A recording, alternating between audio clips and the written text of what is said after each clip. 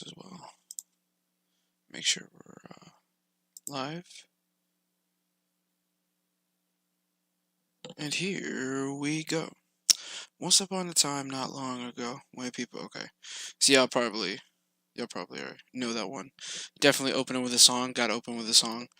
Alright guys, so here we are with part 2. This one's definitely gonna be a bit weird because, how do I put it? A lot of these fights are broken up. They're pretty, like, there's a lot of skirmishes, there's a lot of times people are, I wonder if you guys can hear that. I hope not. Let me take off my necklace, because I can hear it in my headphones. I don't know if it's on the live stream, but so I'm just gonna take that off real quick. But, yeah, as I was saying, a lot of these fights are like skirmishes, or they get interrupted a lot, so I tried to break these down the best I thought I could. So I'll explain, like, certain fights, like, what the picture represents with some of them, so without further ado, let's get started. So, coming in first, I said I was going to do some of the past fights, and that's exactly what I'm going to do. So I'm going to be starting off with, like, the first fight-ish you see in the flashback of Turn Back the Pendulum, and that's Kisuke and Hiyori versus Maggot's Nest. I love this fight, but it is, like, aside from the choreography, it's average. Like, in my last video, I had, like, the Waste of Ink section. I don't think any actual fight in the Thousand Year Blood War, any of the ones that I'm going to be talking about today, deserve to be in the Waste of Ink section. So that's that. Now, like I said, this fight's about average. So D is going to be not so good.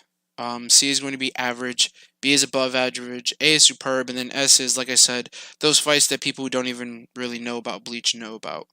So let's really get into this. Okay, so this one's about average. Has cool choreography, like I said. Oh, excuse me. I had a gyro today that was had some banana peppers in it. Probably shouldn't have done that. But this fight, like I said, has good choreography. There's a cool moment to show off Kisuke's hand-to-hand ability, but outside of that, it's not really that special. So let's oh, I just realized the name on the stream is incorrect. Let's see if we can fix that real quick, guys. Sorry. Stop in for just a second. See if we can fix the stream title, because we are going live right now. So let's see if we can fix it. And of course, not seeing a way to fix it now. Should have fixed that before I went on.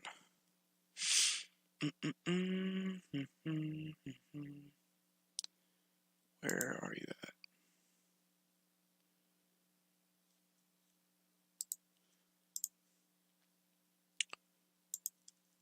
Part 2.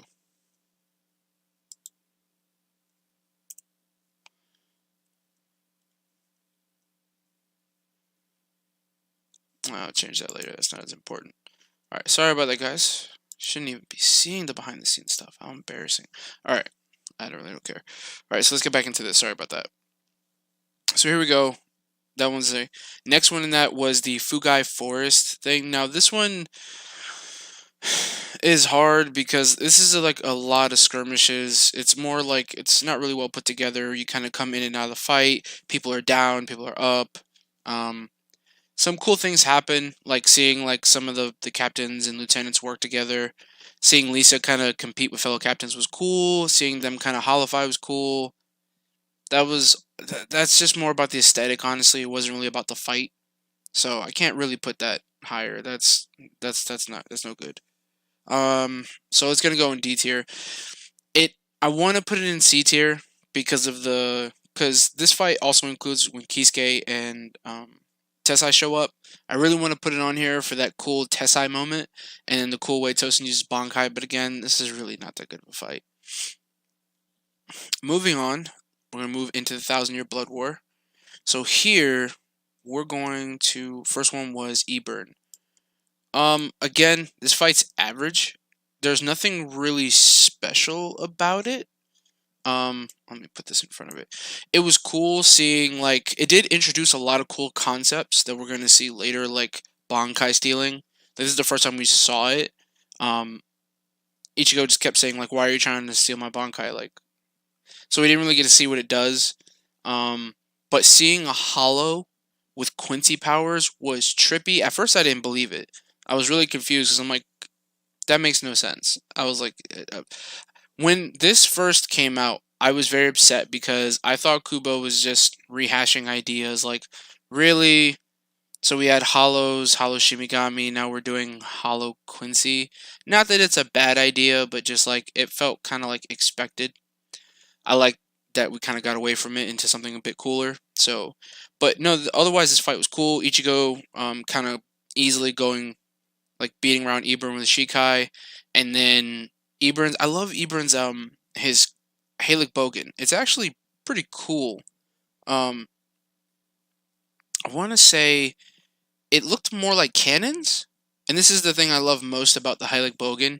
It really can come into any shape. It can be a machine gun, it can be cannons, a crossbow. I mean, it's so cool. I love the Quincy abilities so much. But yeah, this fight was average, nothing special. So next, I think after that, canonically, the next fight was. I hate when that happens. I want to say it was. No. So this one, yeah. So this one's gonna represent the Hollows versus Courage. Now, by that I mean like the Tres Bestias, Menely, Lowly, and Ion versus Quill. I know the Ichigo Courage fight kind of overlaps. Not kind of, it very much overlaps because at one point, like Ichigo jumps in after having Ion interrupt his fight to save Orihime and Chad from the Sclavere ability. So that's that. But this just to let you know, this represents the Hollows versus Courage. Or I guess also the Venom rank too, because Lily Manoli and the Tres Bestias fight regular Soldat soldiers.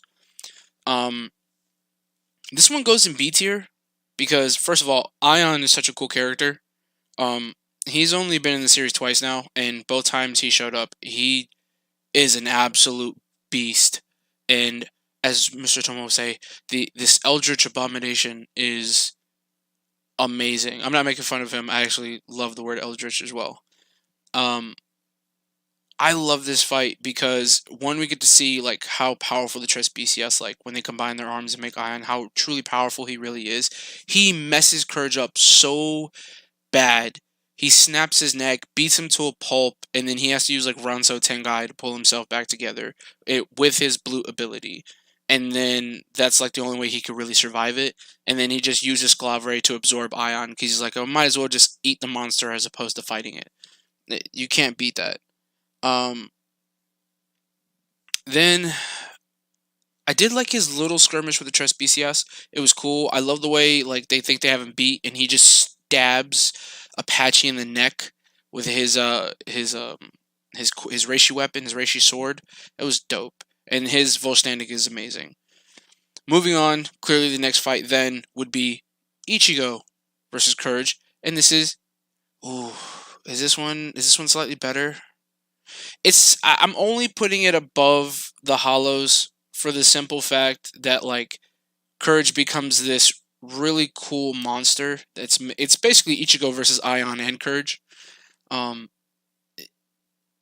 he absorbs Ion with Sclavere, I was totally shocked because it kind of reaffirmed what all the fans thought about Quincies. Like, if you really do have Reishi domination and everything is made of these spirit particles, you feasibly could pull people apart if you were strong enough, I'm assuming. And that's what Courage does. He pulls Ion apart. It's there's Courage is one of the best things about the initial part of the war. He just shows off all these abilities. He's part of good fights. Nothing is cooler than him like hyping Fullbring Bankai Ichigo up, where he's like, it takes all of my blue ability to keep Ichigo from killing me, and I need to switch to Blue Artery or else I won't even be able to scratch his Bankai. But I can't because he's too fast. Like, again, here Kubo emphasizing Ichigo's speed, but what makes this all the cooler is that at this point, Courage is still benefiting from Ion's spiritual pressure. So it's just wild to me that even with the boost of Ion, Courage still needs his Blute at full blast to keep from dying from Bankai Ichigo. But it also is kind of an indictment on Bankai Fullbring Ichigo to being held back by someone like Courage and Ion. Now, again, not that Courage is weak, but it's not a good look, especially when you see what like true Shikai Ichigo does to Stern Ritter later. Moving on to our next fight. I believe canonically the next fight is the most meta fight in the series, and that's Byakuya versus As Nodt. I mean, this is going in this fight it's not completely one-sided, but it's mostly one-sided. This fight also sort of includes Renji and Mask because they do technically participate. It's just this fight is mainly between these two. I do want to point out that initially Byakuya had the upper hand in this fight, but I love the way Kubo draws Byakuya losing the fight. It's really sad to say. Like, the picture itself actually is one of the best pictures in Bleach. It's one of the best panels, like single snapshot panels in Bleach. The fight starts out with Renji showing up and trying to hit As Nodt with his Shikai, realizing it's not doing squat, which is awesome. It just shows again that the Blute vein is powerful and how passive it is. Then Byakuya, I can't remember who shows up first. Was it Renji? Was it Mask or Byakuya? I think it was Byakuya. Byakuya shows up and actually is able to cut As Nodt with his Shikai, but it's still like nothing. But like he has like a couple cuts on his hand, and As Nodt's just like, "Oh wow, you cut me." Shocking. I love how he plays it off. And then I think Mask tries to jump in here, and then Byakuya is like, "Oh yeah, I used Zenbone Zakura to completely destroy the floors under that spot." So when Mask landed there, he just completely fell through. It's a Yami move. It was an Uryu Yami move. It was so good. And then kind of after that, this fight goes downhill from here because then Byakuya activates his Bankai. He steals it. And then, like I said, Kubo knows what he's doing with Byakuya here, and he probably should have died, and that's what Kubo probably intended. It'd be pretty cool if in the anime they actually deviate from the manga. This is one of the few times I'd be happy in anime deviating from the manga. I know Byakuya fans don't want to hear that. Sorry, but hey, what can you do? So, like I said, the best thing about this fight is the way Kubo draws Byakuya absolutely getting murked. He just gets blasted. You kind of see him kind of try to stand. Then Kubo kind of shows him getting enveloped by Zenbone Zakura Kageyoshi again. Then he's like dropping to his knees. He gets blasted again. And it's so bad because then Renji's like, stop. Don't do that. He's like, don't hurt my captain. And then he tries to go Bankai and just gets drop kicked by Mask. I have to say, like, I liked Mask at this point. Like, his aesthetic was cool. The luchador thing was awesome. We'll talk about it when we get to the fight. And then again, like I said, this shot and then seeing like Byakuya gouged out was just amazing. This fight, everyone knows about this fight at this point. So I'm happy to say that this one goes in S tier, despite being mostly one-sided. What is the next canonical fight after that? I want to say, Robert versus Shunsui. What a I don't know where to put this one. Like, this fight doesn't necessarily have like a definitive, I guess it does have a definitive end. It's pretty one-sided, but it was just so shocking. I think that was what's probably going to put a lot of these fights in the B tier for me, or just how shocking some of the things were. Like, at this point, I think most of us thought that this was just Robert's pure speed and the way that he was able to blitz Shunsui, and then he shot out Shunsui's eye. One of the coolest moments in Bleach. It's this arc really messes up the criteria of fights, because a lot of this stuff, not a lot of the fights, when we get some of the later fights, they'll be more choreography driven, but most of these early fights are purely about the narrative and the shock factor. So I'm comfortable putting this one at B tier. I enjoyed this.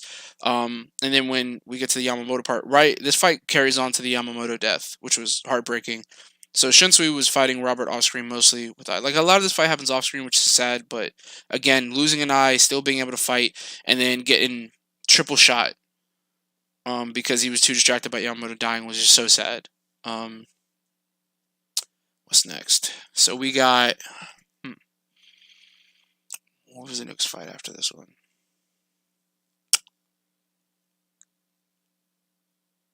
I'm seeing a lot of First Invasion stuff. So after this one, I'm pretty sure, yeah, Driscoll Bursey versus Yamamoto.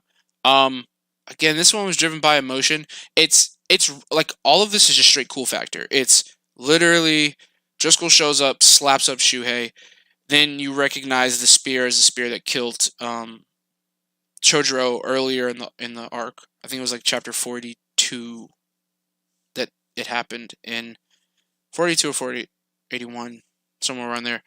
And you realize, oh, this is the dude that killed Chojuro. So when Yamamoto shows up, you're like, oh, snap. Then he whips out a Bankai. We go through the whole story of Chojoro's Bankai that we didn't know he had. It was sick. It was sad.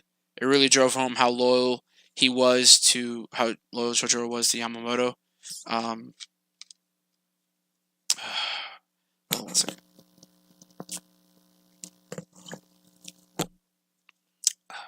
Alright. So,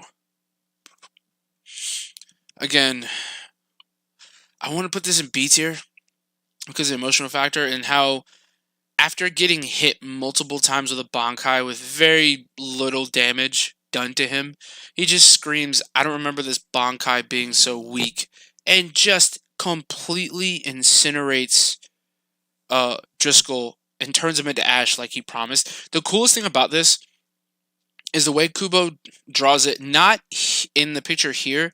The very next chapter is so cool because you get to see, like, Kubo draws the process of Driscoll turning to ash. It was so cool.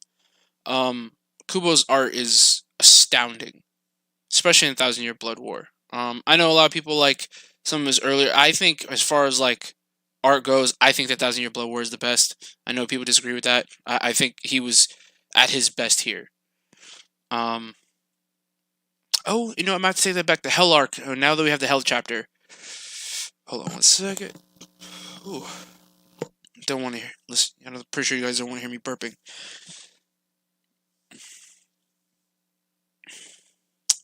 Yeah. So I don't know. Hell arc has some good art. I have to reread the Hell arc again, the Hell chapter, just to see how it compares. I like it. Alright, so next we have the big bad boss fight himself, Zanka no Tachi. This fight is S tier. Oh my goodness. I don't care what anybody says. I don't care. Like, the fake out still is a bit iffy to me. It really hurts it. But otherwise, Kubo did a decent job of, like, convincing me. Oh, let me see. Actually, I don't... Eisen, that was a good question. Let me check to see if I am seeing the chat. Oh, here we go. Sorry about that, brother. It was not popping up. Now it is.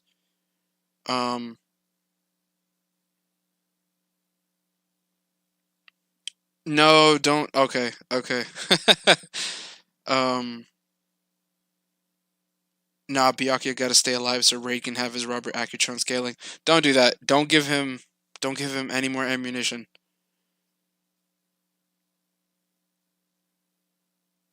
Alright, so yeah, Zanka no Tachi was amazing. I love the fact that we get to see like a truly mature Bankai. Like what it entails, the different stages. I mean Zanka no Tachi, like just go let's just talk about it for a second. Zanka no Tachi's stages are some of the coolest things like any anime period. Like I'm not a One Piece fan, but I can admit like Gear 4 Hockey, dope form. Like aesthetically, it looks cool. Zanka no Tachi is one of the most aesthetically pleasing Bankai I have ever seen as like Zembo, Zakura, or Kageyoshi. The fire in the first form, just it's enveloping. It's terrifying, and then it like sinks down, and now it's just like ashen blade, and you're like, what? Okay, something really scary is about to happen, but you just have no idea. and then when the tip of the blade touches the ground and it creates an entire crevice just from like lightly tapping the ground, and Yuha's like all the flames of Ryo and Jaka are like on the fine edge of the thing. Like you said, Aizen, the sun armor. Oh my goodness, when he like forms his sword. Also, when someone pointed out to me that Yuha's sword and Zangetsu's like actual shape looks so similar, I was like, Kubo, why? But when he like pulls out his Reishi sword and he goes to swipe at Yamamoto, and it like Yuha or Lloyd looks at his sword and it's gone, I was like, oh my goodness, don't tell me he has defensive. I remember like seeing that. I'm like, please don't tell me he has a defensive ability now. And that's exactly what it is. The sun armor is ridiculous. Then the fact that like his Zanpakuto has been collecting the souls and ashes of the people he's murdered with his sword and turns them into this army. Like Yamamoto is an entire Gote army among like onto himself. That I hate when people disrespect Yamamoto so much. It's so bad. Um Now again, the twist is a bit so-so. Um, I wish Kubo would have maybe given us a bit more about Royd to kind of convince us that he was that he was strong enough to convince Yamamoto that that was Yhwach. Because Yamamoto has pretty good perception. You could say with like just everything that was going on, maybe he wasn't too focused up on that. But still, like I feel like someone like Yamamoto would be able to recognize if the man in front of him was um yeah, it was trillions of dead souls. That's the craziest thing about that. Like the fact that Yamamoto's old enough to have killed trillions of people is ridiculous, and we can assume a fair share of them are Quincies, which is even harsher to think about. But yeah, and that was another thing. Yamamoto holding back was just that's the craziest thing. Like I love the way Kubo drew Yamamoto holding back. He when the Bankai is released, is my favorite thing about the fight. I know I've said like a lot of things are my favorite, but this truly is my favorite thing about the fight. When Yamamoto deactivates the Bankai, heat causes the air pressure and everything to change. The moisture, everything goes up. So the moment he turned off the Bankai, it started raining. I thought that was the coolest like simplest detail that Kubo added to that fight that made it so good. And the way like this old 5 foot tall man looks so disheveled and exhausted from using his Bankai. Like the fact that like he's so exhausted just from holding back his own Bankai is terrifying. But back to the Royd thing, yeah, Royd, I felt like that didn't make too much sense. If it was because like one thing Kubo didn't really point out is when the Lloyd twins copy someone's body. I talked about this in the Roy Lloyd character profile, that I'm wondering if when they copy the person, the physical, they are imbued with all of their physicality, also including their spirit pressure. Because for someone like Lloyd to be able to hold Kenpachi's spirit energy, even though he had an eye patch on, that's still massively impressive that like other regular characters wouldn't be able to do. But I mean, that's neither here nor there. It's still a great fight. It's still an S tier fight. Um, yeah. So moving on. Also, Rain has such an important fixture in the series.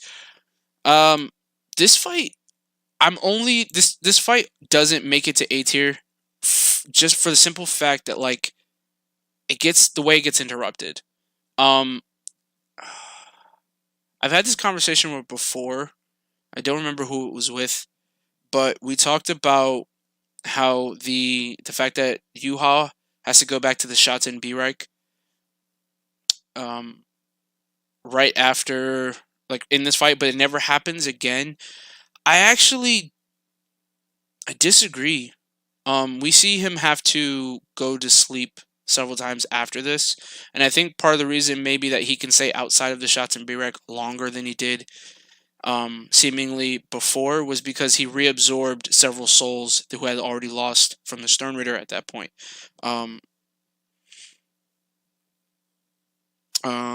So as I said, by the way, don't you think Quill should be an S tier? The Ichigo courage fight? Yeah, let me know if that's the one you're talking about. But yeah, as I was saying, what was I saying? Yeah, the reason it just doesn't make A tier is because of the way it ends. However, like the choreography of this fight is dope. Ichigo's mad. He's pissed. Clearly, I think it's everyone's favorite part about this fight is literally the moment where Yhwach slams Ichigo to the ground. Ichigo goes up to try to grab him by the face. He smacks Ichigo's hand away, and in the same motion, conjures his Reishi sword and slams it into Ichigo's neck, breaking the ground under them. Like, you saw the force in which he slammed that sword into Ichigo's neck. And then the shock that Blue Vein protected Ichigo was so cool. I know people hate it, and it was like plot armor, but again, Kubo is hinting that Ichigo's a Quincy for a while. I I put it like this: the amount of Ichigo is a Quincy theories was, I mean, it was rampant before that. So I'm surprised people were shocked by that. Um. Oh, okay, so you are talking about the Courage Ichigo fight. I didn't put it in S tier. Um, because of the ending. Ichigo runs away and gets locked in the jail. That was a cool moment. But the part where Ichigo's crying and everything is a part of the fight, so I didn't want to count it. I just don't think it has like the meta power that like Byakuya, As Nodt did, and Yamamoto versus Yhwach did. That's my only reasoning for that. Um, yeah, I talked about that. That how like Courage just like whipped out every single new Quincy ability, and it was amazing. Also, yes, the Quincy or Ronkar. I do like I don't like Eburn's personality, but I do like the concept of Quincy Arankar. Um, he was definitely more like bombastic. He brought like a bombacity to the Quincy's that very few other characters did. Um, like you have Bambietta, who's kind of crazy. And you also have like um Candace and some other like Basby. But at that up until that point that we saw Eburn, like we didn't really saw like bombastic Quincy's. They were all reserved or calm or sage like. I mean, to be fair, we only really knew about three up until that point: Soken, Ryukin, and Uryu. And again, they're all either sage like, reserved, or so. When we saw Eburn and he was kind of like a hollow Quincy, like dude was like it was cool to see a bombastic Quincy for the first time. Um, what fight was I on? I completely forgot. Oh yeah, Ichigo versus Yhwach. Like I said, it's a good fight, good choreography. The reveal was cool, but just not enough of it to get it to A or S tier. All right, what's the next fight after that? So that was the last fight. Then they go up to the Squad Zero shows up. They go to the Royal Palace, train for a bit. They come down. So the next fight, I believe, is no. Wait, I want to make sure I'm not forgetting a fight from the first arc.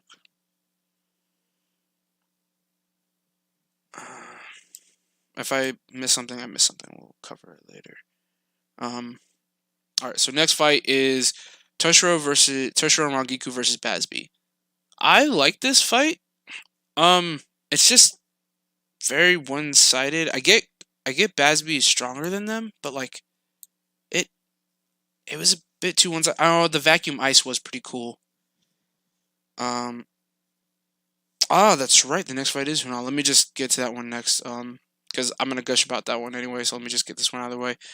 I like this fight. The vacuum ice idea is cool. Like creating ice and then the vacuum of air kills the fire because there's nothing to breathe with. But it gets destroyed so quickly as a concept. I don't know. There's nothing too great about this fight. One thing I do like about this fight though is the way Basby finishes Toshiro. That's really it. That's really it. All right. So next is I'm about to say something. I guess it's not. I don't think it's too controversial. I've had people agree with me about this. This is the best fight in Bleach. Period. I'll be doing a video to explain things more in depth, so I'm not gonna go too crazy here. But I think this fight meets all the things that I look for in a fight: narrative, build up, climax, choreography. Actually, Super Rat Patch Wolf does a good job of explaining kind of really that in just 2 points: the physical narrative, the things that are happening on a chessboard, versus the things that are happening off the chessboard, which is the characters, their lives, what they're thinking, yada yada. I think this fight is a culmination of all those things. It also contains a lot of Kubo's tropes, random Bankai reveal, like finally seeing Unohana's Bankai, which I never actually thought we would see. On top of the fact that like its name is the exact same as its Shikai, but the characters, the actual Japanese characters, are different. And if you don't know what characters are, it's the I guess simplest way to put it, the lettering they use to write words. Seeing Minazuki, and the craziest thing is like everyone was like, "What does it do?" And for the longest, no one really could understand it. But I think everyone kind of has a pretty decent understanding of what the Bankai is, at least, or what we think it is. We'll get more clarification with the anime, and that's another thing about this list. I'm really going off of what you see in the panels and just really interpretation, because like the anime, like I said, helps with interpretation of certain things. But I think this fight literally scores like a perfect score in almost every category, whether it's backstory, build up. What's interesting is that like it has no build up. Like I said, I'll explain this in the video later, but it doesn't have build up, but it artificially creates it as the fight goes. Again, this has a thing of like you have to go back and look at it, but there is a point where Unohana does have her hair down, and Kubo doesn't show her chest, doesn't show her neck area, and that's why. It's a fantastic thing that he did again, like he did with Kenpachi earlier. Best fight would be Ichigo versus Byakuya. I mean, yeah, that's one of the OG fights in the series. It's a great fight. I can't fault anyone for liking that one. It's actually the buildup of 2 entire arcs worth of content. I can't really disagree with people liking Ichigo versus Byakuya as the best fight in the series. But like I said, I think this is the fight best. I'll make an entire video about it. It's in the pipeline right now, being made. The script's not done, so it's probably going to be the last one made. It depends on what I want to do and what I'm doing in my real life, but that video will be coming.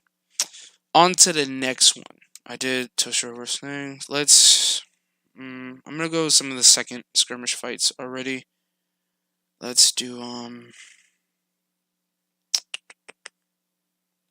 since I covered the Toshiro thing, I'll do the Toshiro versus Kane-Do fight.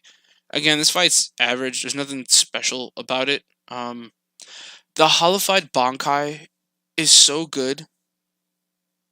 I don't know how to put it. Like, I don't know.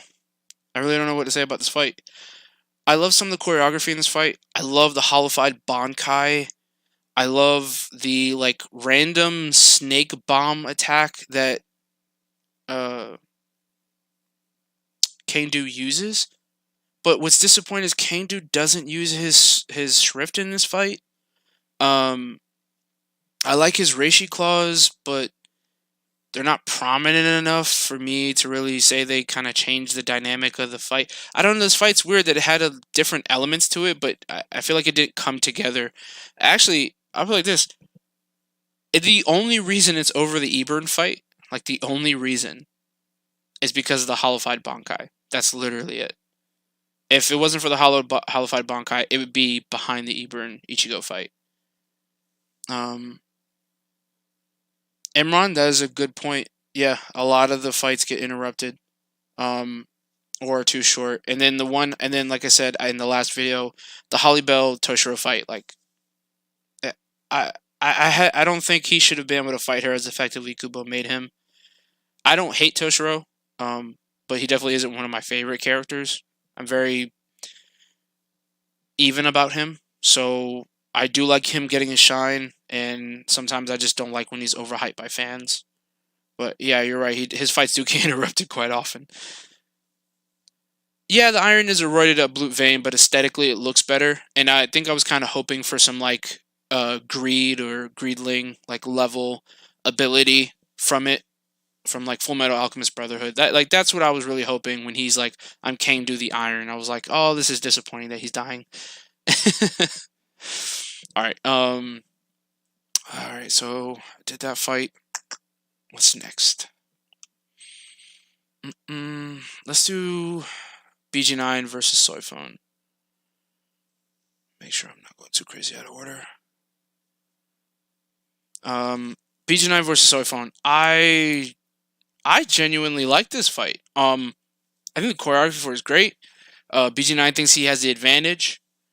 Uh, I do like. Okay, so I do have to say like the what happens before this fight is really cool.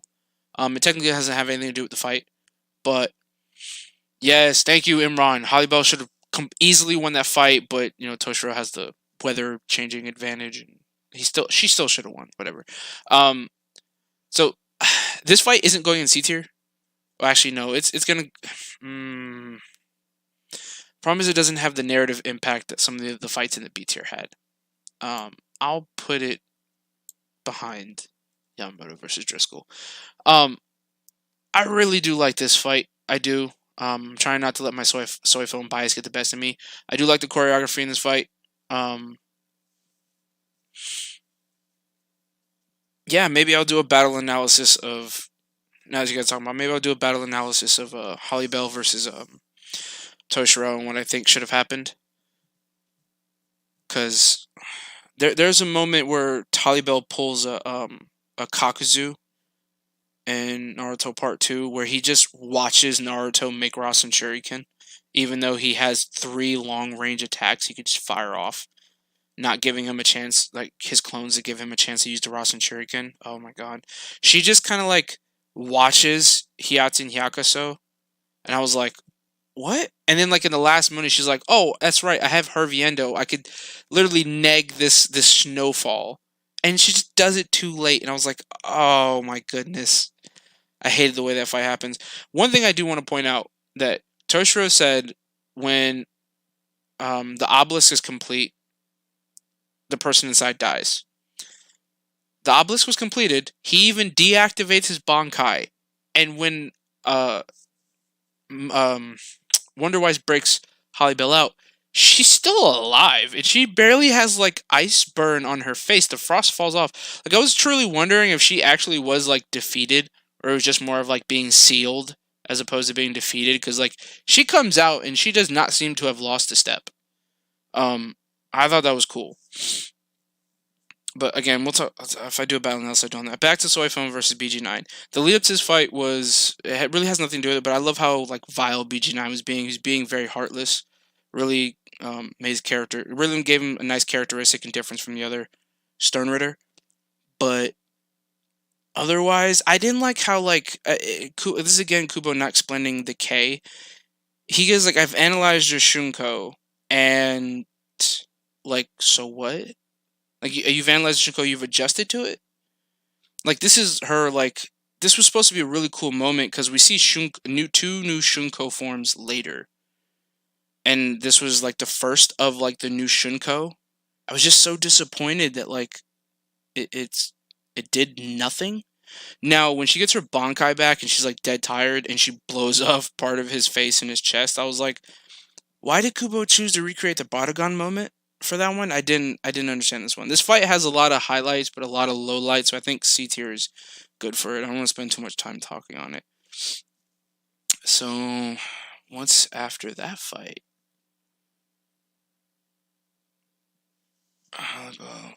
That's me. What are some of the other round 1 fights? Oh, that's right. So I guess the next fight should be a fight I absolutely hate. I do not like. I do not like this fight. Yes, it is probably because I'm a Bambietta fan, but even when I look at it objectively, Kubo didn't really set up the whole Beast Tribe thing.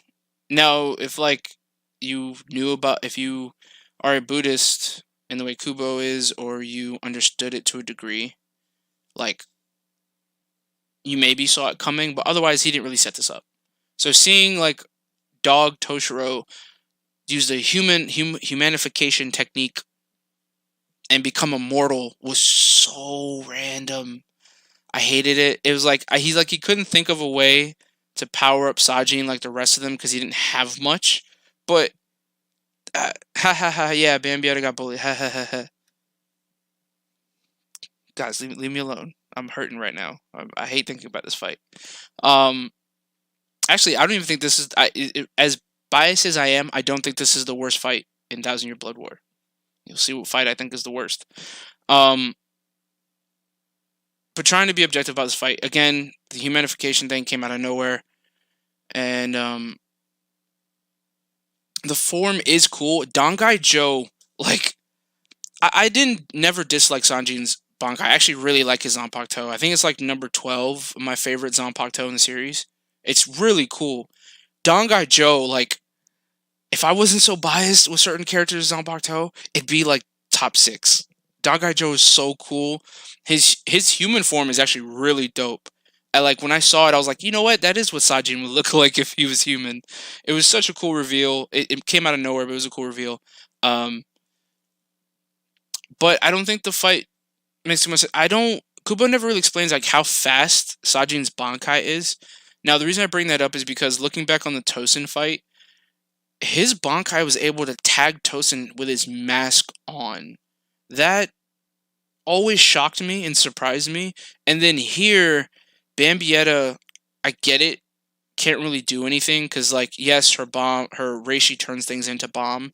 So even if she were to do it to the entire Bankai, it's not gonna do anything to Sajin or his Bankai. I get it, but making it so that like he's able to jump and catch her. Now, my opinion is that she thought she was going to be able to blow up the sword to the point that it wouldn't hurt her, but she misjudged it, and then he was able to kind of throw the explosion with the force of his swing back onto her. So that's just another thing that hypes up her Blue Vein. Whatever. I'm not going to talk about Bambietta.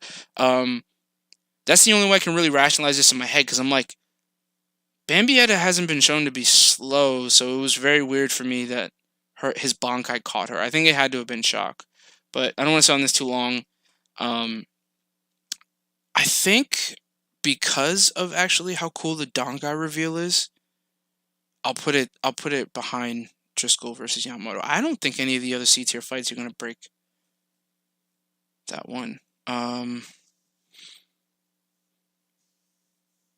Alright. So actually I kinda love how like I guess it makes sense, you know, characters who like to use bombs usually die by their own bombs, so that's why Bambietta went out the way she did. I want to say it was Sosuke Aizen in... Was it Sosuke in Captain Havoc's Discord that, like, made me feel better about Bambietta's death? He was like, well, if you look at her fiery, explosive character, it would make sense that she's kind of like the first Stern Ritter to die in the second invasion. She kind of goes out with a bang, even though she doesn't die. We'll get to that later, whatever. So I think after that, we're looking at Rose and Kensei versus Mask. I don't know how to feel about this fight. Actually, I'm kind of curious what you guys think about this one. I know it's meh. I just love the showing from Kensei and Rose. Like, you show up, the way he stops Mask from stomping in Shuhei's head was dope. But then, like, Kensei then goes to, like, with his Bankai no diff Mask.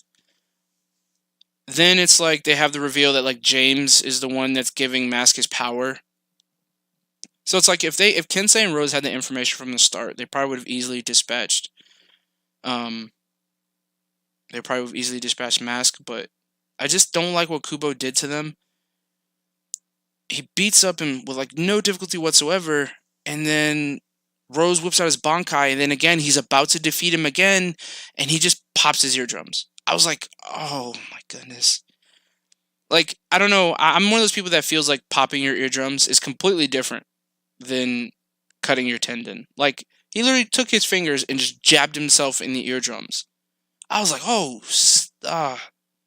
But it was a good way to counter Rose's Bankai. One thing that people don't understand is that I've seen people say that Rose is dumb for talking about his Bankai, which he is. You'll get no quarrel from me. It was dumb to talk about his Bankai. But people are like, oh, you can just cover your ears. I don't think people read the fight. Rose points out that, like, if you cover your ears, it actually won't do anything because it's the vibrations. You need to actually puncture your eardrums or take out your some biology major help me here. I forgot what it's called. I almost said cloaca. um, but yeah, this fight's weird. I'm probably gonna leave it where it's at. It's cool. I love the way Kensei's Bankai changes shape. And then he finally explains what exactly his Bankai does. That was cool. And then we get to see Rose's Bankai. That was dope. So this goes here. I just think the way it ends and the way it goes is just eh.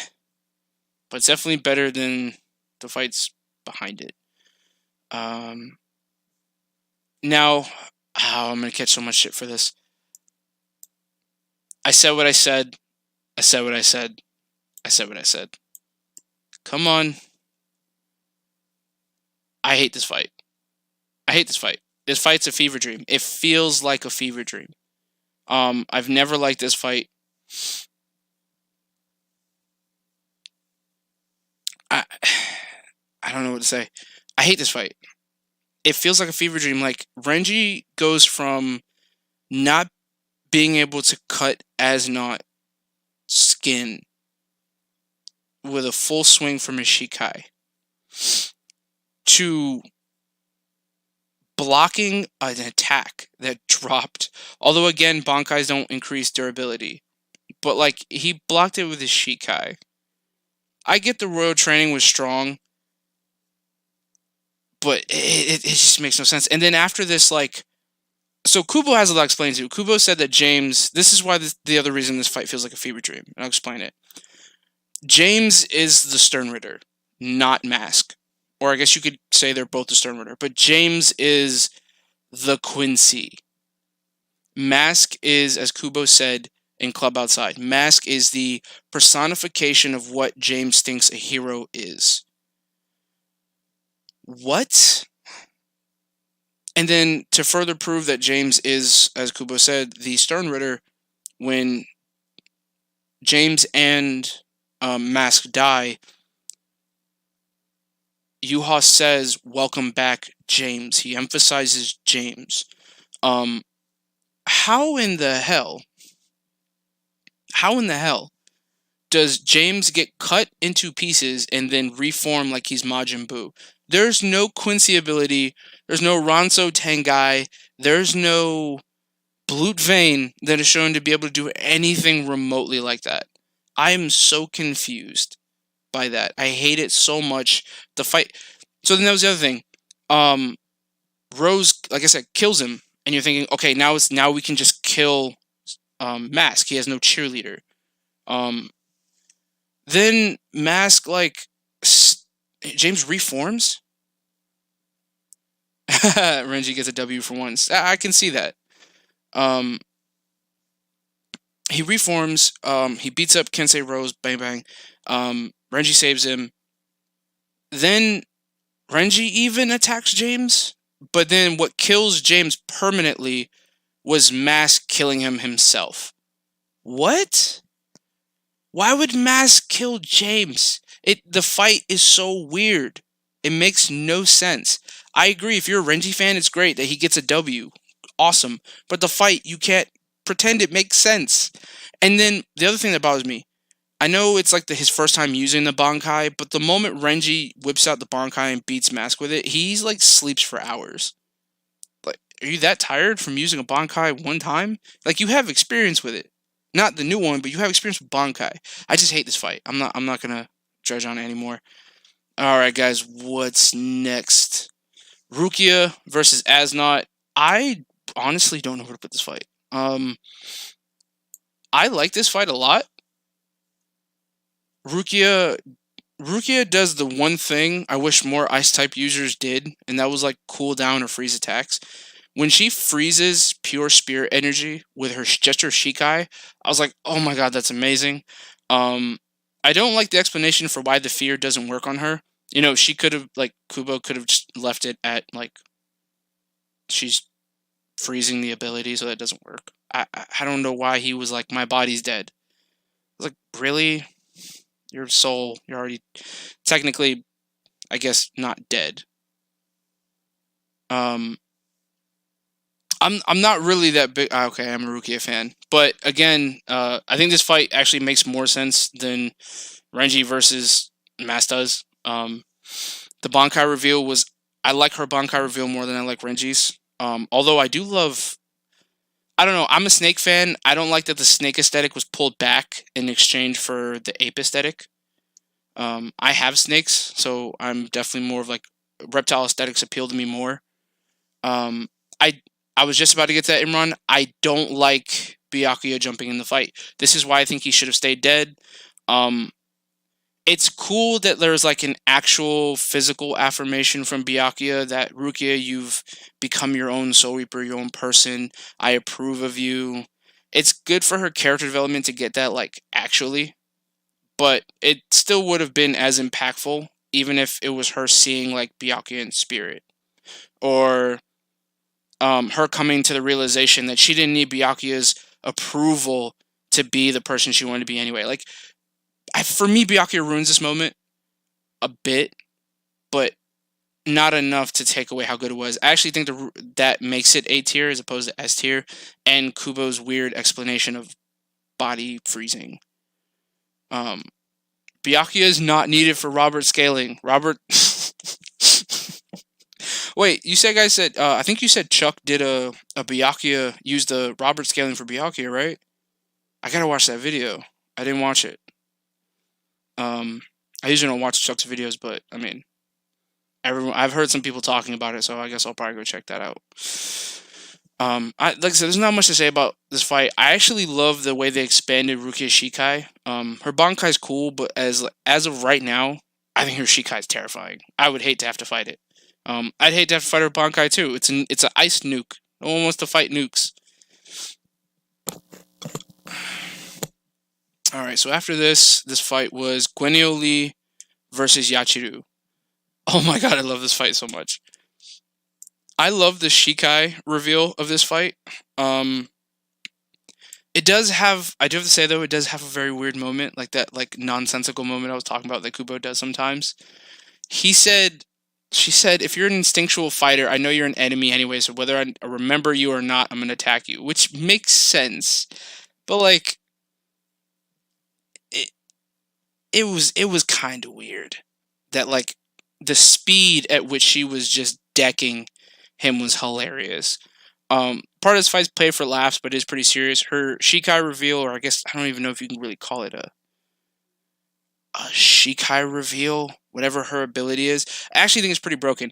I wish it was a bit more like, if anyone knows Fate, the Fate series, I wish it was more like Sasaki Kojiro's dimensional refraction ability. Because like she just summons monsters that cut in front of her and behind her, so basically making it extremely difficult to dodge. You might as well just block the attack. Again, that's the difficult part about fighting Yachiru. If you don't get clear of the attack or block it, and you try to slip it, you're losing your head. Because again, someone's cutting before she is, then you're probably looking at the blade, not seeing the first one coming.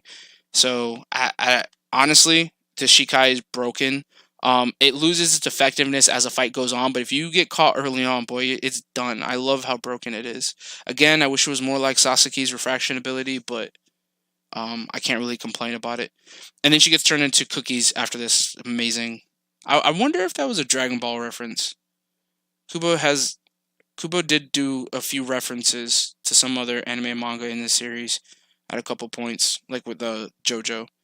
But everything's a JoJo reference. Make sure I'm not skipping a fight. Yeah, no, I'm good. Alright, so next, one of the best fights for scaling. One of the best fights for scaling, Gremmy versus Kenpachi. So, actually, I think it was Eisen that pointed this out the other day. I completely forget sometimes that Kenpachi was wearing his eye patch the entirety of this fight. Even when he went Shikai. I think that's quite funny. It really makes Gremmy look bad. I like this fight a lot. I don't think I like it more than Courage versus Ichigo. Like the meteor moment is cool. It really is. And then he did cut through the box. Standard equipment. Okay, so we got to talk about this. If Yachiru and Nemu are standard equipment for Kenpachi and Mayuri, funny how that is now standard equipment for Shunsui? Because she is present for 2 of his 3 fights in the series. I think that's interesting. I think I'm trying to decide on this fight. I really don't know where to put it. It has really cool moments, but there's nothing about it that's actually like insane. I think what carries this is that like Grammy calls himself the strongest. He has a ridiculously powerful shrift that really is only second to the Almighty. And you have Kenpachi who just got his Shikai. So it's I think this fight's more appear for the hype than it was the actual like choreography. I was kind of hoping he'd rage a bit more about him the way he kind of hurt Yachiru. That I don't know. I felt like that was slightly weird. I'm gonna I'll move it down to B tier. I'm trying not to overhype the meteor thing because it really was cool, but it's nah B's fine. B's fine. You have to really be exceptional for me to get. You have to be really exceptional to get past this fight. I'll put it like this. This is this fight is I'm putting it in B tier at this front of B tier, but it's an A tier fight. I just don't think it's as complete a fight as Courage versus Ichigo. Yeah, I mean, like, he cuts through everything. He cuts through a meteor the size of a country. He cuts through a galaxy room. He cuts through Grammy, who claims he's harder than steel. It was just Kenpachi being Kenpachi. Now, this one, I said earlier in this stream that some of these fights are broken up. Their skirmishes are a bit weird. So I actually kind of broke this part up a bit. Because it's weird that it's a fight, but it's not a fight when the Fem Ritters show up jumping Kenpachi after he beats Grammy. Because Squad 11 shows up, and Kenpachi is fine enough to give orders. He can still fight. But then they get blasted by the Fem Ritters. And then he tries to fight Candace. He gets shocked by Candace and then jumped by Meninas. And then they go and just lay waste to the entirety of Squad 11 while they're trying to protect Kenpachi. So this is like a group fight. So I kind of made this a thing. I really, really like this moment because it made the Fem Ritters look dope as hell. And seeing like Kenpachi fight, even though he's completely beat up. So this is the thing that I thought was weird. Like he's pretty beat up, can still barely walk. Like he should have took his eye patch off. But that's neither here nor there. I like this part. This basically goes up to the point that Ichigo shows up. I did really like this moment, like him jumping Candace attacking him, Meninas hitting him with a right hook from hell, and then just the Fem Ritters showing off their abilities, taking out like the entirety of Squad 11 was dope. And then, like you said before, next part. This part includes Ichigo versus the Stern Ritter. All like the Fem Ritters all the way up to Ichigo getting jumped by the other Stern Ritter. So this is like the Fem Ritter fight, then the Stern Ritter fight. Candace's lightnings are not trash, sir. Reader fights. This 1v8's dope. The problem is it's so broken up. It's cool, like I said, like watching. I don't know. I guess something might unseat. This had the Getsuga Jujisho reveal.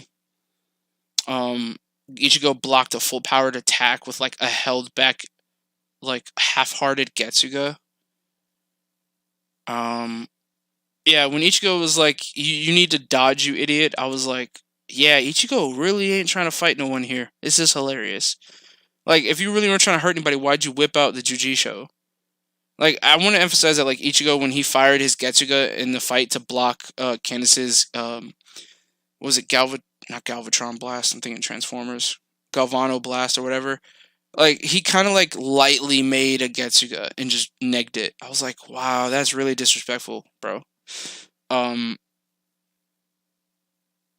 There's really nothing too great about this. I like when the Stern Ritters jump Ichigo. It's like the way they kind of like, even though they kind of don't like each other and they emphasize how much they want to get the kill by themselves, the way they jump Ichigo is really efficient and cool. Like, Menina slams Ichigo through a wall. Ichigo just kind of comes out of it unscathed. Nanana tries to sneak attack him. He dodges. Robert then uses what was it? His ability to get right up on Ichigo's head. Ichigo dodges a point blank shot. Then he almost gets hit with a burner finger. I really do like the fight. So I think where it is fine. She was using her lightning continuously on a weakened Kenpachi and still couldn't kill him. That is a good point, but Kenpachi is pretty durable. I mean, everyone else was convinced that he was going to die. So I'll give her that. My only thing is that it is impressive, though, that she fought Chushige. So, like, she used, what was it, Electrocution. Ichigo used Getsuga Jujisho. Then she realized she was going to get rid. And then it's not really shown what she does, but she clearly either throws another one or puts more electricity into the blast to kind of divert the Getsuga Jujisho, and she still lost an arm. So I have to give her props for that. It was held back, so it's still not that impressive. But, like, again, this is Kenpachi post Muken training and Tsushika Ichigo. I can't really falter. That's like getting no diffed by Aizen. You can't fault characters for losing to Aizen. I mean, so then after the jumping fight was the Gote versus the Stern Ritter. The zombies was so good.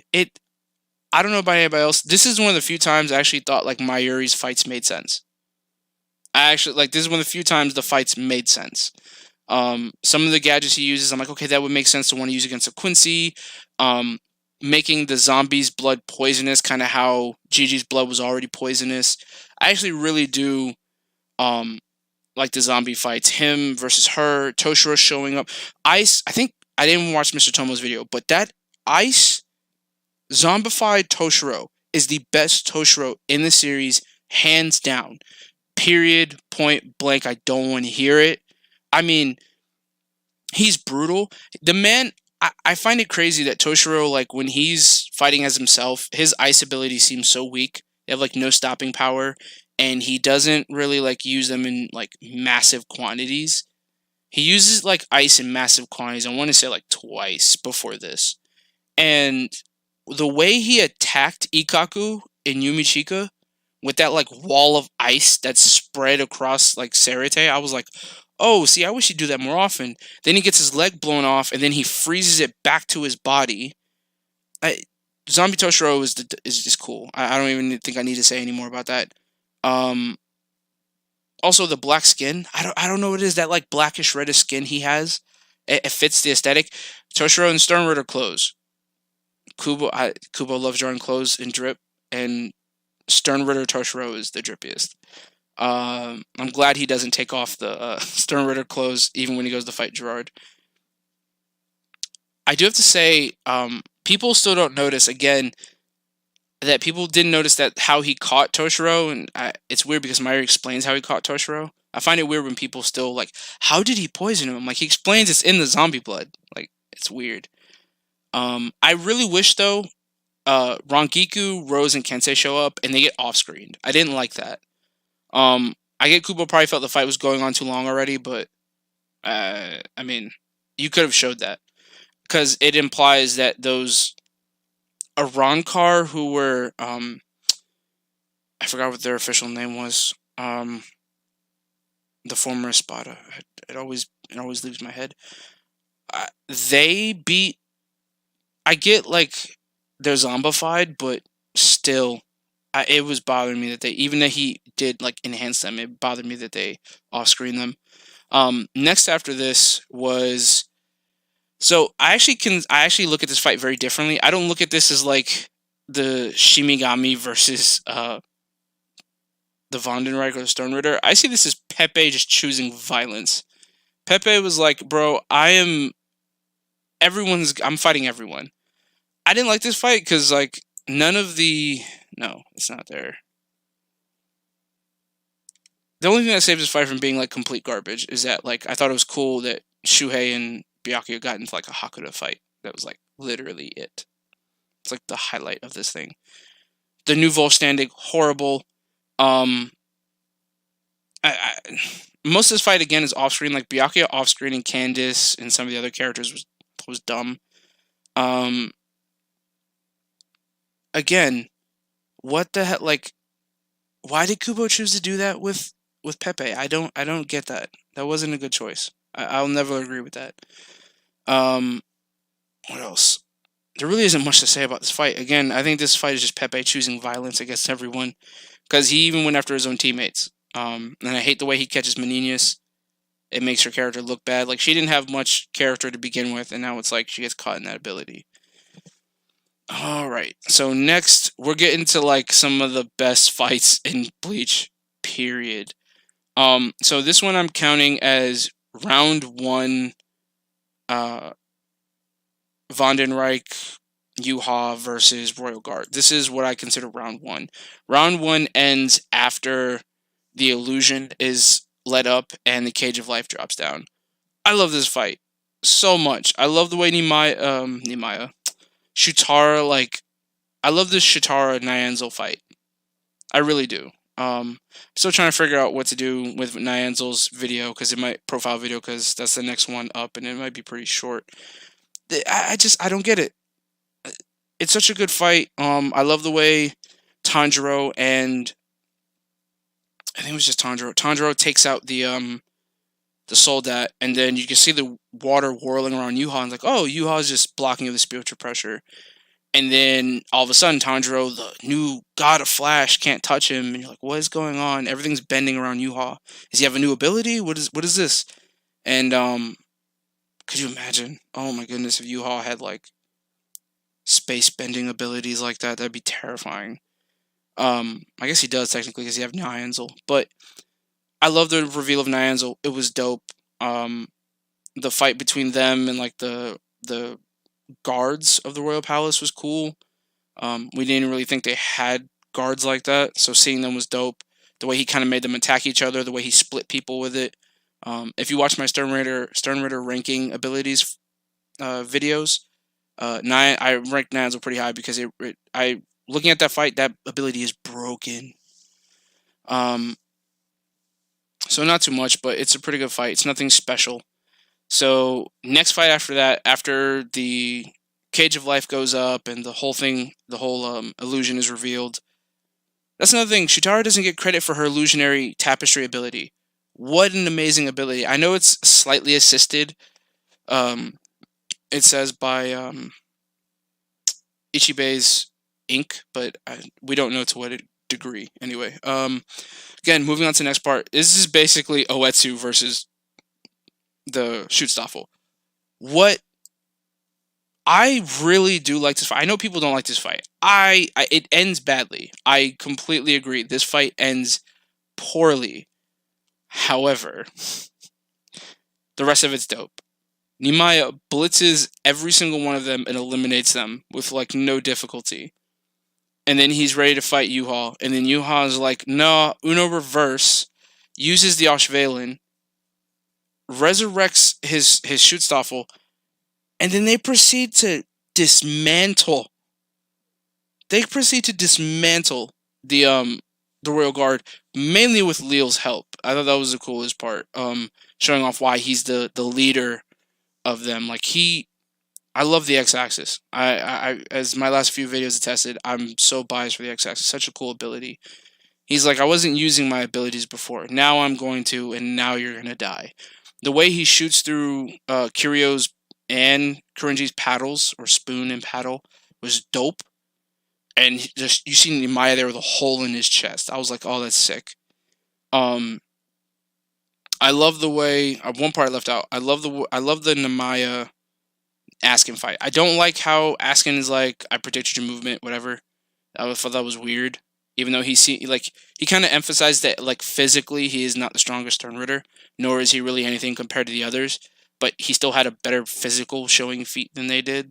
He could be lying, but whatever. The way he dodges it, gets cut, and then he starts using his death dealing ability. I was like, the moment he explained it, I was like, this guy here is one of my favorite characters. Period. Um, the death dealing is so broken.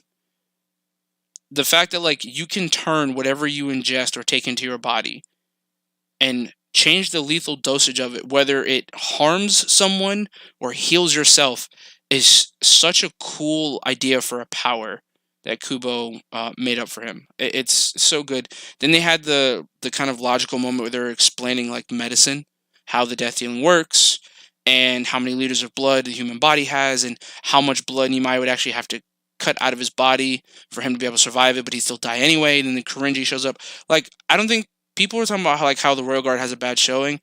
I think they have a great showing because if they use that combination of the Cage of Life, the tapestries, the Korinji's hot spring bath abilities, whether it's the red or the white, mixed with Ichibei, they really could beat anybody.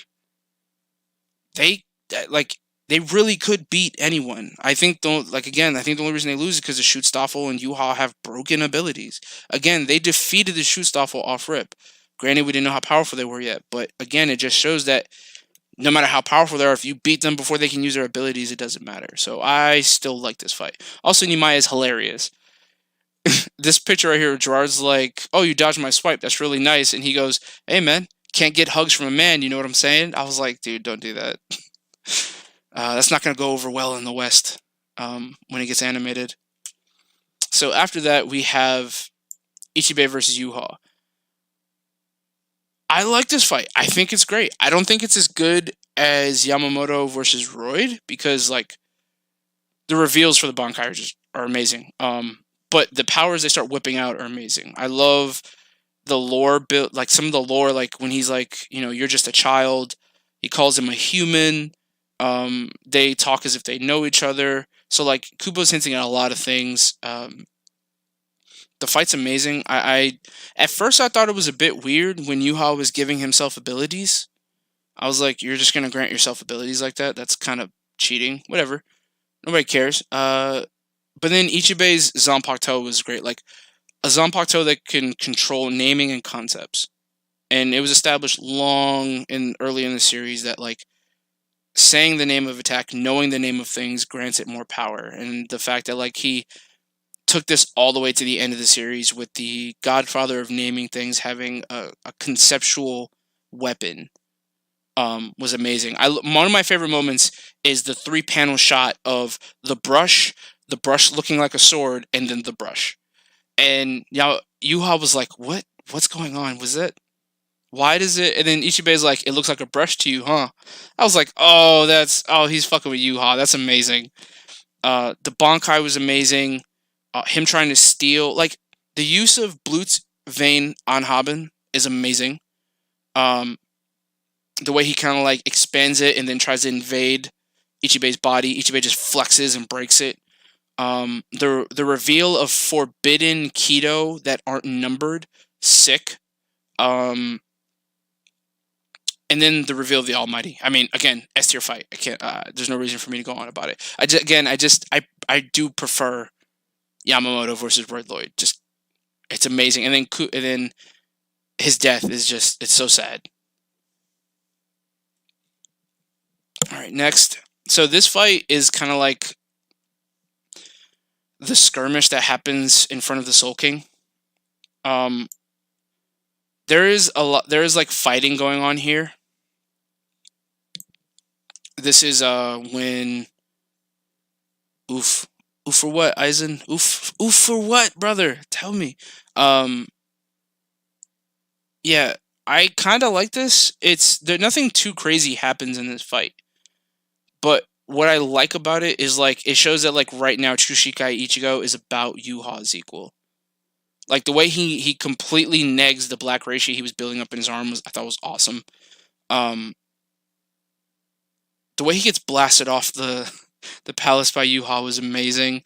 Yoruichi not being afraid and straight up attacking Almighty Yhwach was amazing, using some of Kisuke's technology.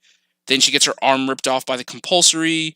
Then the rest of the Schutzstaffel will show up. It's like this quick little like skirmish that ends with them falling off the thing.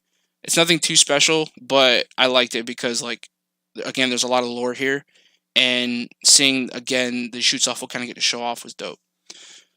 Although again, the Uryu betrayal, I don't know if I've said this in another video. I really hate the Uryu betrayal or fake out because like it was never at any point in the series convincing.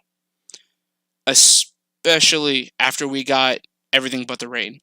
It makes no sense. Like I don't think Kubo was trying to convince anyone, because it makes no sense for him to tell us the story of everything but the rain and Ishin point out, yes, Uryu does attack Yoruichi, shoots her in the shoulder. It doesn't make sense for Ishin to point out that Yhwach is the person who killed Katagiri, Oryu's mother. And then, like, literally the next chapter, or the end of, I think it's the next chapter. The end of that next chapter is Uryu swearing his loyalty to Yhwach, and you're like, that makes no sense. So, like, I don't know if Kubo was trying to convince anyone. He didn't do a good job of it, if that's what he's doing. But again, this fight was dope. Watching Yoruichi get her arm ripped off, I was like, bro, they hurt Bae. Keep my wife's name out your fucking mouth. Amazing moment. That applies this moment. Like when Pernida ripped her arm off, I was so mad. Moving on. Such a well choreographed fight. I just wish it wasn't so one-sided. The history of the fight is good. I mean, like, to be honest, like, this fight is better because of the backstory, and that's really it. Like, that's it. It's really one-sided. Like, Basby gets stomped. Like, no, bro, I appreciate you coming, Aizen. Be safe, man. Have a good night. See you next time, brother. Yeah, I don't. Imran, yeah, I don't think he knew what to do with Uryu either. It didn't make sense. I could have thought of better things to do with Uryu. Maybe I'll do that as another what if. I'll write that down. But yeah, back to the Bazzy Jugrim fight. I love the choreography of this fight. Jugrim, it shows how skilled Jugrim is, and how loyal he is, and it leads to a very complicated character in Jugrim. But again, this fight's too one-sided for it to go any higher. It's only in B because of the story. So I used to hate this fight. I really used to hate this fight. I love it now. I love Mayuri versus Pernida. It's one hell of a fight. If I had to, it's not the best of the Schutzstaffel fights or the Elite Guard fights. But it's definitely the second best of the fights, I think. The back and forth, a one-on-one, the new Bankai, Pernida just whipping out all these crazy things, being the left hand of the Soul King. This fight is so good. Again, and Kubo doesn't really have to resort to too many Mayuri BS stuff like he did in the past for his fights. Like this, I talked about in the last stream, the Zao fight is horrible. It's horrendous.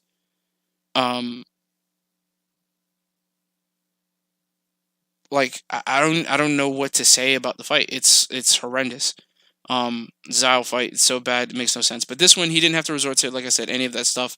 It makes sense. The things that Mayuri does in this fight, like nothing ever feels out of place. The only thing I'd have to say is him getting the brain back by Nemu. That was a bit of an ass pull, but like it's not as egregious as dummy organs. All right, next, Lille versus Shunsui. This fight is amazing. If you've watched my Lille Baro profile video, you'll know why I think so highly of this fight. I'm not even gonna talk about it. Just go watch that one. This fight's amazing. This picture. This one is round 1 of Gerard versus the Soul Reapers. This is like when the Visors are still fighting, and early when they stop him. Yes, Xyle is so like I don't want to understand why his fan base is so big. Um, Mayuri is a good character. Oh, you didn't like Nanao coming in? I love Nanao coming into the fight. Her using the Soul Rasp ability I thought was cool. Uh, the only time we ever like see like a soul boost ability where you tear your soul off was Stark. So it kind of does show like how powerful those wolves really were. The fact that Nanao was able to like one shot one of Pernita's arms, but um, oh yeah, the Shunsui going through the Bankai too fast was a bit weird. I wish again he would have explained it more because like was he going through the Bankai so quickly because Leo kept triggering the next stage of the Bankai, or can Shunsui just go to the next stages? Because his Zanpakuto has very specific drawbacks that have to do with playing the game. So I think it was just more so that like Leo was triggering each next stage of the Bankai, therefore it went fast like that, which also gives Kubo a good out at the time because again he was speeding up the manga. But um, I guess that's neither here nor there. The early fight of Leo versus Shinsui is good. The middle part is great. The ending isn't too great. I wish Hakyoken, Shinken Hakyoken, I think is the name of Nanao Zanpakuto. I wish that was built up just a little bit more. It's hinted at probably once, maybe twice if you're stretching it, but otherwise it does kind of come out of nowhere. Um, as I was saying, but the Gerard thing, it's I don't know how to put it. It's not that great. There's nothing special about it. I do like the visors coming in and unleashing attacks, and Gerard explaining the miracle, him growing larger. It's a new concept for Bleach, but it was dope. I guess not growing larger is a new concept, but the way he got better without becoming a complete idiot, like, um, yeah, that's how you knew it was Russian. Yeah. Um, it just he just wasn't as dumb as Yami. I think that was what made it interesting. You had a big character who wasn't as dumb as Yami. Now round two with Bankai Kenpachi and Senju what was it? What's the name of the Bankai ability? Senkei Shinju something. I can't remember the name. It is very similar to the Yami fight. The only reason the second part of the Yami fight's up in A tier is because the Bankai reveal for Kenpachi, the matured form of Toshiro, and a new Senkei ability for Byakuya. Like most of this fight has to do with all the big reveals, and I do like Gerard's forms, like the way the forms are put together. I really do like that. Um, so yeah, Adult Social comes out of left field. It really does, but I do think it's cool. I like it. It sort of, without actually explaining it, it still adds more questions in a way. So it's technically not an explanation.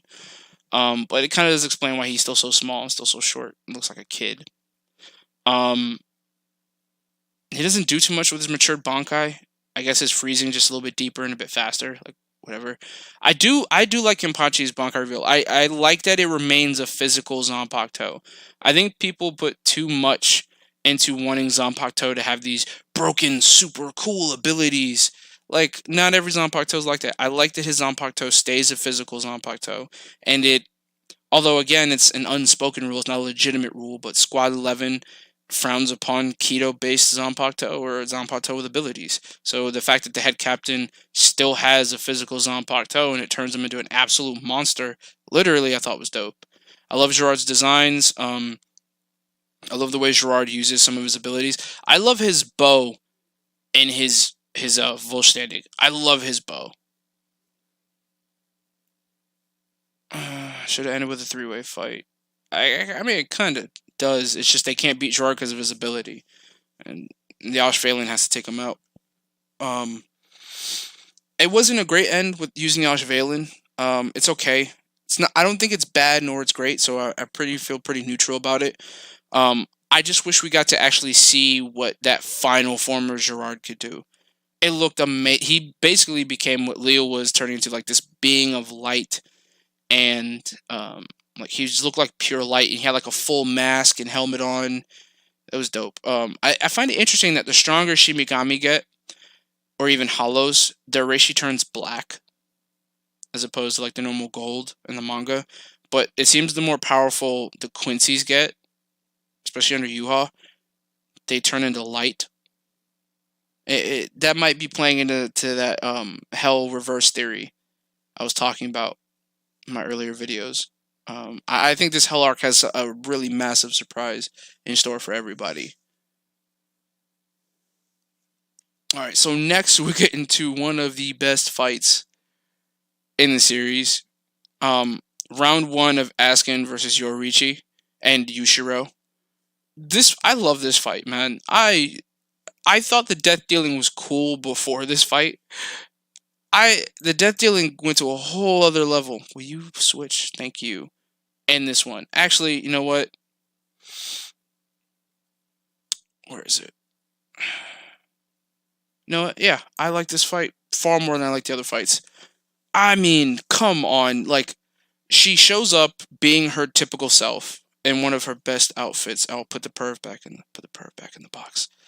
One of her best outfits. She does not mess around with Askin. She shows up all playful like normal. Easily she thinks so. Easily dispatches Askin. Then saves Ichigo and Orihime and Chad like nothing. Like she's just like, I'm the hero of the show. I'm the main character. Bow down. When Askin shoots 2 Halig File at her, she grabs that one in the motion of dodging another and then throws it back into his chest. I was like, yeah, Yoruichi came for violence, bro. She came for violence in this arc. It's amazing. She doesn't show up often, but when we get Yoruichi, she's the best. Then she uses her lightning ability to basically just straight take out Askin, which was perfect. And then Yushiro shows up showing off his Shunko, which I thought was a bit random. However, it was cool because I was a little disappointing. In my fanfic, I'm going to use an Ice Shunko with another Zanpakuto ability that kind of makes it stronger, whatever. But I did like that like Kubo was giving us the different elements of the Shunko. So we literally had like, so now we had so far we've had wind, lightning, and I guess fire, explosion. So that's cool. Round 2 of this fight is Kisuke's Bankai is revealed here. And a completely different form of Yoruichi. Kisuke almost loses, which, I mean, aside from like God Aizen, that's unheard of. Like, no, it wasn't even thought of by the fans. Like, he whips out his Bankai after taking a death ring to the eye. Top tier fight. Yeah, has all the elements. Askin's Volständig is amazing. The fact that he has like a death ring ability, and I guess this is a Dragon Ball Z homage, the way he throws the death ring, I guess was an homage to the, who was it? Gotenks' Super Saiyan 3 Gotenks' donut ability, which was amazing. Yes, the Yoruichi panels are, oh, dude, amazing. Yoruichi is a goddess. Yeah, let me not get too out of hand with that. Again, this fight was amazing. I actually really do like the end of this fight. I know a lot of people don't. I love that, like, cause it's so Kisuke. Kisuke's not gonna overpower Askin. He's gonna outsmart him, and he's gonna pull something that we didn't really see coming. He healed Grimmjow off screen, which within the context of the time that it took, it makes sense. And then he used the only thing that's weird about it is he said that. He says Ken and Baraki Aratame has a range. The distance it looked like Grimmjow traveled and what he used with his Bankai as far as his range was concerned looked definitely outside of what the range he previously established. There's probably an explanation for that. I'm not sure. But the fact that like he can reshape things to the point that he can open a portal, that his Bankai is broken. I don't think people appreciate, like, it's not simply just restructuring his body or He turned Askin's own gift ball and the building there into a portal for Grimmjow to jump through. That's broken. Yeah, nothing more to say about that fight. This fight is... I hate this fight because a ton of it happens off screen. The reverse of... the antithesis balance reverse is cool. It's cool. I'm not even going to deny that, but most of this fight happens off screen. I hate it. And then, Jugrum does something really cool. He creates a Halic file with his sword. What? It was a cool move. Again, there's not too much to say about this fight. The only reason it's not in D tier is because of Jugrum. His choreography when Kubo draws Jugrum fighting is amazing. Again, you can't really beat it. But again, nothing crazy really happens to make this fight all that much better. Like Yusuf said earlier, I don't think he knew what to do with Uryu. So I think this fight just felt really lame.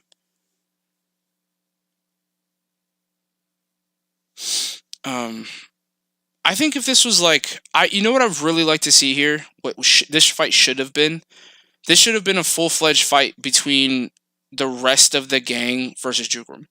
This should have been Uryu, Chad, Ganju fighting Jugrum, and this would have played at least better. I'm not saying it's perfect, but I think it would have played a bit better as a fight.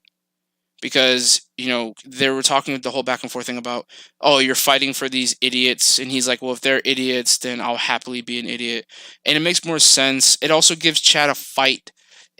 Chad spends the entirety of 1,000 Year Blood War, off screen. It makes me so angry. And Kubo did something weird. So they did make a mistake earlier about Chad's arm. The right arm, the left arm of the devil and the right arm of the giant are actually flipped in the courage fight, which it's an easy mistake to make, whatever. But in the when he's fighting the statues, the color for Chad's left arm is the same as the right. I don't know if that's a mistake or maybe that was hinting that Chad had actually evolved his full bring again. But oh my god, it pissed me off when Chad doesn't get a fight. And the fact that Chad got nothing in the 1,000 Year Blood War. The only moments Chad has in the 1,000 Year Blood War are making Ichigo feel better. That's it. Which are really nice bro moments and emphasizes what I always say. Chad is Ichigo's best friend, not Uryu. I hate that. Yeah, there really is nothing about to say. I would have probably had Chad fight alongside Uryu just to make the Jugrum fight more interesting, but whatever. Do I think Ryukin and Ishin should have helped? Yes, absolutely. I think they should have, and I think, but I actually think Ryukin and Ishin should have joined the Gerard fight. I think that would have been better, and I think Ryukin should have showed up with some kind of Quincy tool or weapon that would have helped them actually kill Gerard, as opposed to letting Nash Valen do it. But again, I actually think Ryukin could have showed up to any fight and would have made any of them better and gave them a reason, but probably, I guess, yeah, showing up to the Jugrum fight would have been better. Just because it's another Quincy fighting against a Quincy. Alright, getting to the big bad fights themselves. I just want to talk about this. This isn't the last of this string of videos. The next video is actually going to be anime-only fights. So, basically the filler arc fights. I'm going to talk about the Bounce arc, the Ray Guy arc, what was it? What fight is that? Forgetting the arc. Whatever, you know what I'm talking about. The Zanpakuto Tails arc. So I'll be including those as it'll be the next video. And what I'm thinking for maybe a final one is a outside TV show media. So covering the movie fights and the book fights. So that's going to be interesting. I can't wait to do that one. If I do the book fight, although the book fight one's going to take a while because I don't have copies of Spirits Are Forever with You on me, so it's gonna be hard for me to. I'll have to try my best to get information on those fights because I don't want to judge a fight if I've never read it. If Kenpachi didn't came out. I thought Ishin helping fight Gerard and meet Byakuya Toshiro. Yeah, I agree. Again, I thought it was weird that he sidelined Kenpachi for so long. All right, Ichigo versus Yhwach round 1 fight. I love this fight. I think this fight is amazing. Yhwach isn't trying, but he keeps the fight interesting. I know a lot of people don't like this fight, but between Tsushika Ichigo, Bankai, Horn of Salvation, Getsuga Grenrei Tensho, Sero, Getsuga Grenrei Sero Tensho Sero, whatever.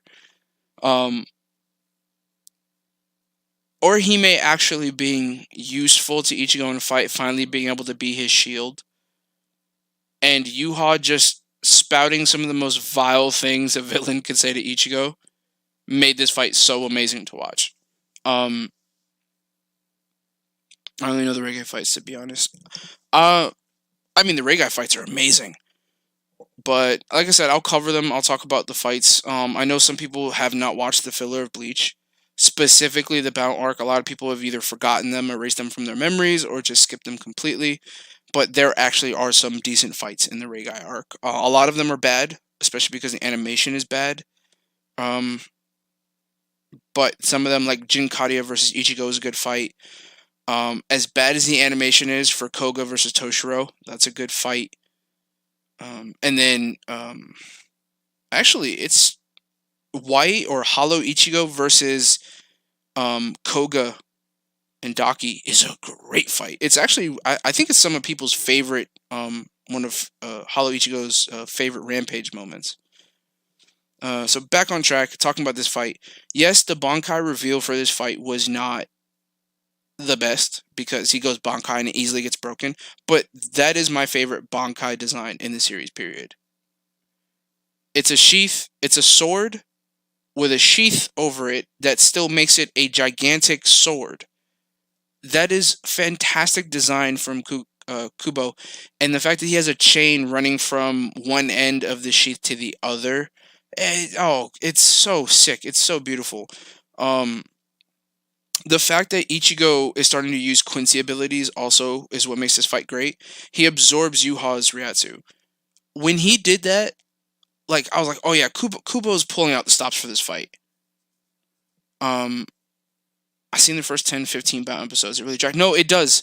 I 100% agree. The Bout fights, early Bout arc is absolute garbage. The scaling is horrible too. There's a guy, like, Shikai Ichigo tapping into his Bankai power had a draw with Kenpachi. Shikai Ichigo, before he, like, I'm not even trying to highball him at this point, but Shikai Ichigo slapped Shikai Byakuya up like a bitch. And although he lost to Byakuya's Bankai in Shikai form, he still made a slight fight out of it. The fact that they had some snake like, his ability was whatever he hit with his doll turned things to snakes. That was dumb. I don't know why they did that. It was a bad. The early Bout is bad. Not that the back end of the Bout arc is any better, but it's still bad. Yeah, back onto the Ichigo thing. When Ichigo absorbed Yhwach's Ryatsu, that was one of the coolest moments, and it turned the Zanpakuto to white. That was amazing. That was so good. And the way he goes to Bankai, he slaps them together, screams Bankai, and he, like, the way he Ichigo shot out of the smoke when he went Bankai and put on his mask against Ukiyo was the same thing he did for Yhwach there. It was amazing. When he used his own blood to make the Grenrei Getsuga and then, like, slammed Yhwach with it, I was like, this is amazing. This fight's so good. Yeah, there's nothing more I can say about that fight. The fight was amazing. It ends in such a good way. Yhwach, like, breaking Ichigo's Bankai with the Almighty, explaining just how powerful the Almighty is and what Ichigo's dealing with was amazing. And then even better was him ripping the power away from him. Oh, it was heartbreaking. Especially when he's like, the white, everything's going, my power, and you see, like, Masaki disappearing. That broke my heart, man. Alright, next. And the final fight. Aizen and Ichigo versus Yhwach is everything people wanted. Ooh, I wish the fight was longer. I really do. I wish the fight was longer. Um, but it was so good. Um, the Getsuga Tensho to kill Yhwach the first time was amazing. He stabs him and then rips through him with a Getsuga. It's in the picture. It's one of Kubo's best. Again, one of Kubo's many amazing panels. In art style. Uh, Aizen using Kyokusui Getsu to trick even the Almighty, amazing. I'm so happy that like that was Kyokusui Getsu, because if I saw Renji fighting the big bad with Ichigo, I would have been pissed. Like, Kenpachi's not there. Yeah, him breaking every Yhwach breaking every Bankai was one of the coolest feats ever. That man was like, all right, that's it. I've had enough. All Bankais in the future, gone. No more. I don't want to hear any more about Bankai. I was like, oh, dude, you're cheating. Um, Aizen letting... Okay, I said this before. Kubo should have let us see all of the Kido, like, or at least given us a guidebook with all of the Kido in it. Like, all 99 Hado, all 99 Bakudo, even some of the forbidden spells. But the fact that we finally got to see Hado 99, and it's amazing. You create 5 energy dragons from the spirit energy lying within the ground that's under you. Like, so you're basically using the terrain to create these, like, Kido dragons. Amazing. It's a cool ability. No one's going to argue that. Then him, again, like, using Kyokusui Getsu to make it look like Renji was there. I actually like the idea of the arrow, but it needed more beforehand. It did need more. I've always said that, like, a simple thing would have been like showing the dead body of, like, I don't know, Robert or some of the other ones who had got hit by the Ashvalen, and just showing like something glimmering in their chest or in their heart. Like, that would have added just even a little bit, if anything, to it more. It was hinted at with Ryukin operating on his wife. Yeah. But it definitely could have had better build up. My thing about the Still Silver arrow that I don't 100% like, it makes sense. It's a metal made of Ashvalen dead Quincy energy. It makes sense that that's the thing that kills him, right? It's like it's karmic in a way that's what kills him. My only gripe about the arrow was, I've said this, and I'll probably do a what if about it, how I wanted Bleach to end. I wanted the arrow to miss, or Yhwach to stop it with the Almighty. But Uryu to use the antithesis to make it hit Yhwach. That would have been amazing. That would have been a great hint. Because, again, Jugum says it, like, you have the ability to take down Yhwach's Almighty. So that would have been a great way to show it. Another way, and another thing, Jugum, when he looks into the future, he doesn't see Uryu use the antithesis. So what I think is, I don't think Yhwach or the Almighty can see futures in which the antithesis is used, which makes sense. Yeah, hitting him with the arrow, like Uryu missing or Yhwach using the Almighty to stop the arrow, and then Uryu switching it with the antithesis, and then Ichigo killing him was great. That would have been, I think, the better ending. And it's literally just adding one thing. But otherwise, again, this fight was amazing. Uryu, Sosuke Aizen, and Ichigo fighting Yhwach. The previous arc's bad villain, or I guess the villain of the entire series, not named Yhwach, fighting alongside Ichigo. Also, I'm doing an Aizen reformed video because I think that fight hints at something about Aizen that I'll talk about later. But, alright, so these are my list. Let's just look at some of them, make sure they're in the right spot. I kind of like where S tier is. This is the order I like these fights. A tier, I'm thinking I'm gonna bump Rukia down because I'm bumping Rukia down because I don't like I really don't like, I'm gonna put this up in A tier. I don't like the whole dead body thing. It's starting to bother me. I really didn't like it. So let me move. I do like Ion versus Courage. It's a good fight. Any other changes to row B?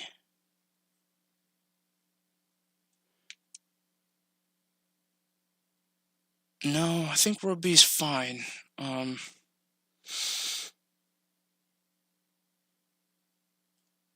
Again, this fight, a lot of this fight was off screen. Let me not. I don't want to put, as good as a moment as it was. I don't want to put a fight that was mostly off screen in B tier.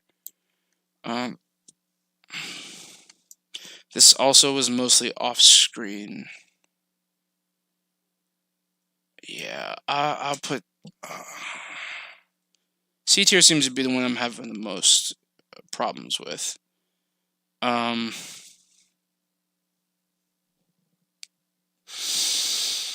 Yamamoto is exactly where it needs to be. This fight is not good. I actually prefer the Robert Shunsui fight over that. Definitely prefer that fight over that. That's about right. This is about right.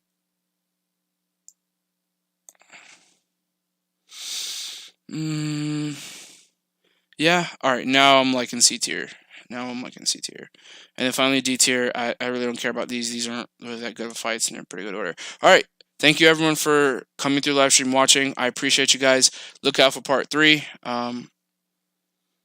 Yes, Ichigo, Tsushika Ichigo should have had more showings before he fought Yhwach. I get he was trying to save him for the first round with Yhwach, but like it doesn't matter. He should have bodied them. I mean, he gives it to Byakuya. Byakuya did not need any more feats. He did not need to make himself look any cooler. Like, he got Royal Guard training. Yes, we know he's strong, but defeating like multiple Stern Ritter off screen by himself was really annoying. I forgot who it was. It's Candice Nanana. It's Candice Nanana, and there was a third one. Was it Meninius? I feel like there was a third Stern Ritter we saw get bodied. Oh, Robert and someone else. So it's like that didn't need to happen. That really didn't need to happen. And Rukia and Reggie like needing to take on Basby was just I didn't like that. I totally agree with you. I think Ichigo should have bodied some of them before they even showed up. But yeah, like I said, this is my list. Look out for part 3. Part 3 will be anime only fights. I can't wait to do it. I'm excited to do it. Because the Bount arc's going to be so hard to judge those fights. I'm going to have to put the animation aside. Again, look out for my next couple of videos. Check out my Stern Ritter profile video for Leo, please. I love the inspiration assessment I gave on him, and it also shows the videos that will be upcoming next. I have a analysis of the Kenpachi versus Unohana fight.